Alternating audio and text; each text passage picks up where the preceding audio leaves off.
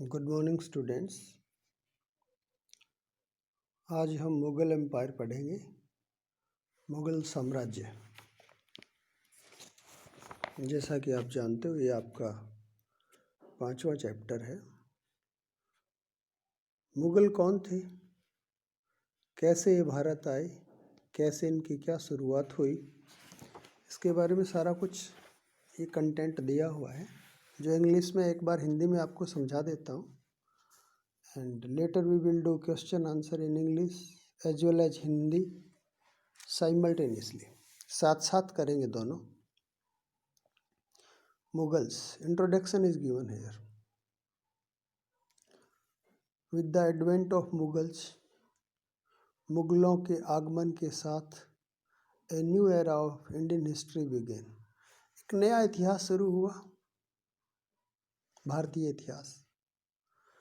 जो मुगल लोग थे ना, मुगल एम्पायर जो जिसने स्थापित किया उसका नाम था Babar, Mohammad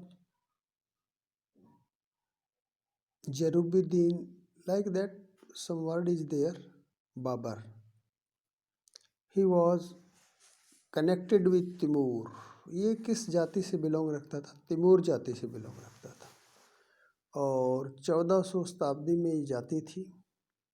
warlord from central Asia, ये जो मध्य एशिया में, एक वारलॉर्ड का मतलब होता है कि सैनिक, सैनिकों का मुखिया, बल्कि एक मेजर मिलिट्री मैन जिसको कहेंगे, ये वो था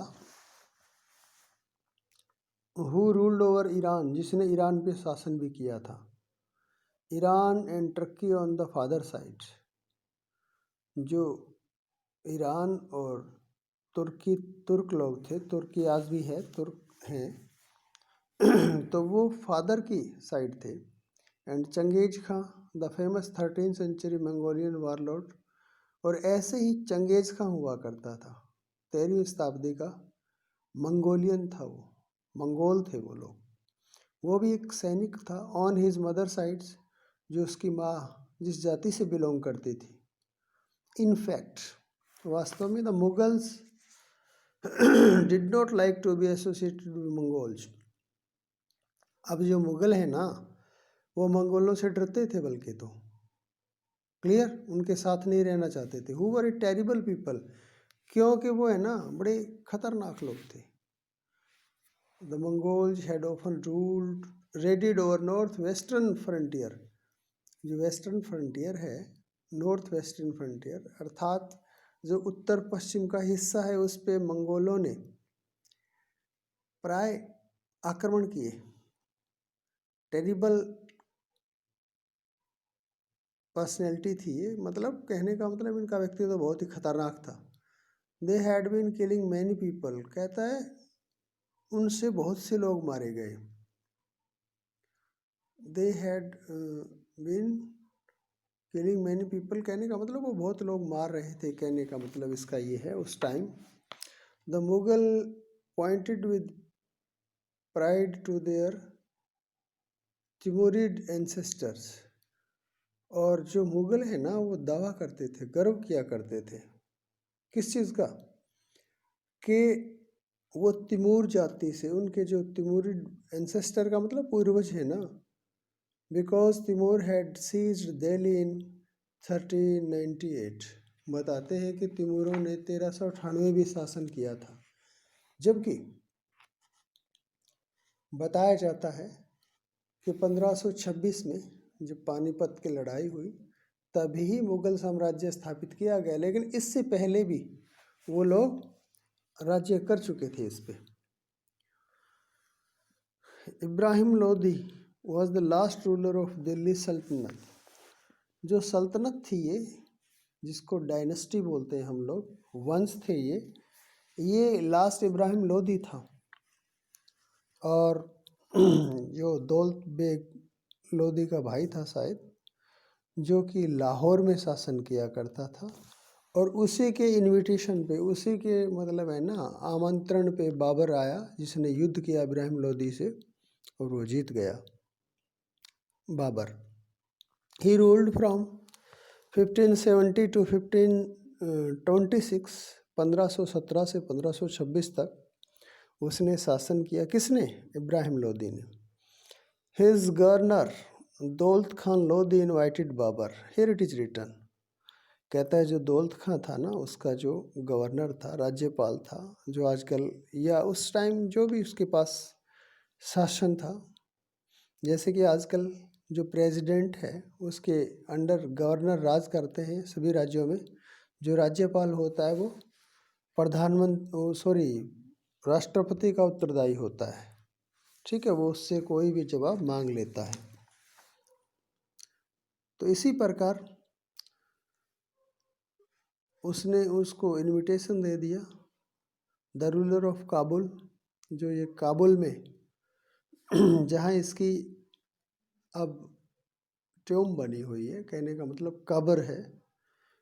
बताते हैं कि इससे पहले इसको आगरा में आराम बाग में दफना दिया गया था, लेकिन बाद में इसको निकाल के वहाँ काबुल में ले जाया गया और वहाँ इसकी कब्र बनाई गई। टू इन्वेड इंडिया, कहता है भारत पर आक्रमण करने के लिए, एंड ओवरथ्रो इब्राहिम, और इब्राहिम लोदी को निकालना चाहता था ये Daulat Khan Lodi.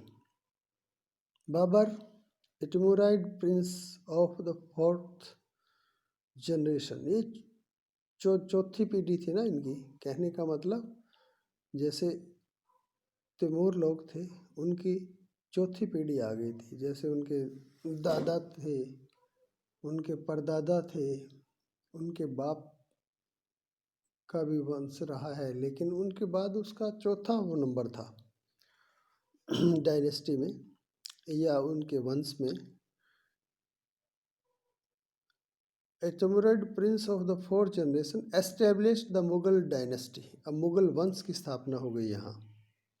Babar, Humayun, Akbar, Shahjahan and Aurangzeb are regarded as the great Mughals in India history. अब ये देखो, इनको बहुत ही महान लोग माना जाता है मुगलों में। बाबर को, हुमायूं को, अकबर को, शाहजहां को और औरंगजेब को। औरंगजेब लास्ट था जो दिल्ली पे राज करता था। बाबर के बारे में बताया गया, ये तो जस्ट इंट्रोडक्शन थी। बाबर क्या है, 1526 में उसने युद्ध किया था, जो उसका पानीपत का युद्ध बोलते हैं, और उसने 1530 तक शासन किया। इन फरवरी 1526 Babar's army of 12,000 soldiers and about 700 guns clashed with Sultan Ibrahim Lodi's force on the plains of Panipat। यहाँ गन्स जो दिए ना, गन्स को गन ही ना बोल के हम लोग कैनन बोलेंगे, तोप। सबसे पहले तोप है ना इंडिया के अंदर किसने यूज की? बाबर ने। बाबर गड्ढे खोद कर तोप लगा दिया करता था, और उन गड्ढों में या मोर्चे जिसको बोलते हैं, उनके अंदर उसके सैनिक होते थे जिनको कोई कैजुअल्टी नहीं होते थे, और वो तोपों से युद्ध करता था और उसको सेंट्रल एशिया में वो लड़ते लड़ते काफ़ी युद्ध की विधियां जानता था, और वो 3 प्रकार के युद्ध जानता था। ठीक है, उसकी ये स्ट्रेटजी है ना, उसको विजेता बनाती थी। On the plain of Panipat, Panipat के मैदानी इलाके में हुई। Ibrahim fielded a numerically superior army, कहने का मतलब ये क्या, नंबर में तो इब्राहिम लोदी की सेना ज़्यादा थी, क्योंकि इसमें कितने सैनिक थे? 1 लाख, क्लियर, एंड 1000 एलिफेंट्स, और 1000 हाथी थे। The battle between the forces of Ibrahim Lodi and Babur is famous in history as the first battle of Panipat, जिसको पानीपत की पहली लड़ाई माना जाता है। ये किसके बीच में हुई? बाबर और इब्राहिम लोदी के बीच में। The battle swang in Babur's way and his better tactics won the day। तो कहने का मतलब कि बाबर की तरफ हो गई विजय की बात, अर्थात स्विंग इन द बाबर्स वे, जैसे बाबर ने चाहा वैसे हुआ। ठीक है, क्यों? क्योंकि उसकी जो लड़ाई लड़ने की जो टेक्निक्स थी, रणनीति थी, स्ट्रेटजी थी जिसको बोलते हैं हम लोग, उससे वो कामयाब हो गया। Abraham Lodi died in the battle, और अब्राहम लोदी युद्ध में मारा गया।